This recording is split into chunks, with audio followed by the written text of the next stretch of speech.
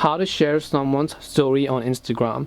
Hey everyone, welcome back to our channel. In today's video, I'll simply guide you through the steps on how you can share someone's story on Instagram, so make sure to watch the video till the end.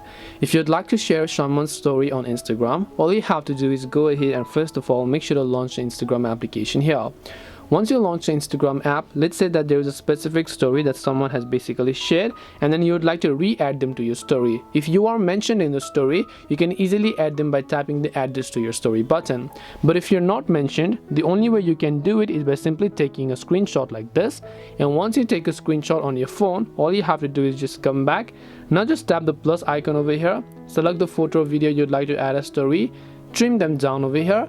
And now if you want, you can also simply mention that person, and this way you will be able to share someone's story on Instagram. This way you will be able to share someone's story on Instagram. Hope this video is very helpful. If you have got any questions, feel free to leave them down. Thank you very much for watching till the end, and see you soon in the next video.